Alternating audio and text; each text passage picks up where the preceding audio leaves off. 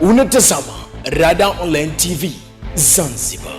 Taasisi ya Health Children Organization imefanya ziara ya kuwatembelea na kuwaona watoto ambao wenye mahitaji maalum katika vijiji mbalimbali vya Pemba. Akizungumza na wazazi wa ngazi mbalimbali visiwani humo, mwenyekiti wa taasisi hiyo ndugu Mtumwa Suleiman Hamza amesema lengo kubwa la kufanya ziara hiyo ni kuwatembelea watoto ambao wanazaliwa wakiwa na changamoto katika mifumo ya haja kubwa na ndogo, ili kuhakikisha watoto hao wamepatiwa huduma za afya na msaada wa kisaikolojia. Hatua hiyo imejiri mara baada ya kuhitimisha zoezi hilo huko katika kijiji cha Mtondoni, shehia ya Chonga, wilaya ya Chake Chake, kusini Pemba.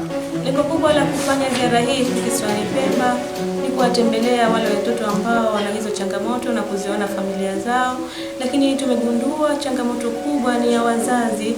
Moja ni kutumia kabisa vile vidonge ambavyo tunashauriwa na wataalamu wa afya kuvitumia mara tu ya kujiona kwamba sisi tunataka tayari kupata mtoto.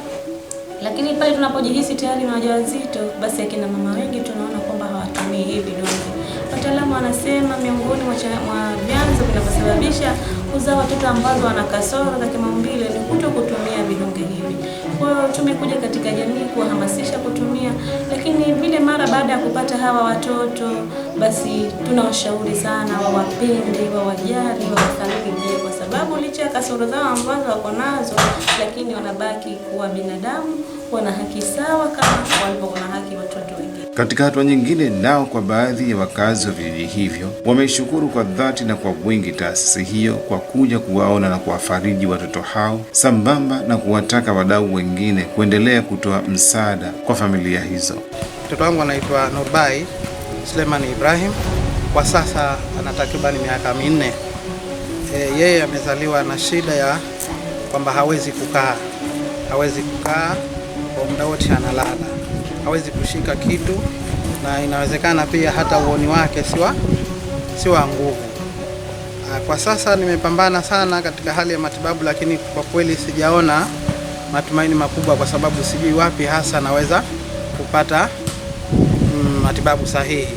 Natoa shukrani zenu kutoka huko mpaka mkafika hapa kwa kuja tuhamasisha tatizo la kizazi chema kinachofika na kinachokuja.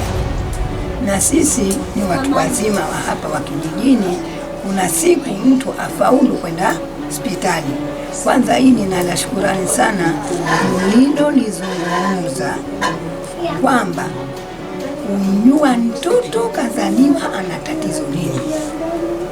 Nashukuru sana kwa ugeni mlioniletea. Nashukuru kwa sababu toka nipate mitihani hii sijawahi kutembelewa ni mtu hata yule mmoja. Sihaba kufika nyie mkanijua hali yangu nilionayo. Nikiripoti, langu jina ni mimi Mohamed Othman, na hii ni Rada Online TV Pemba.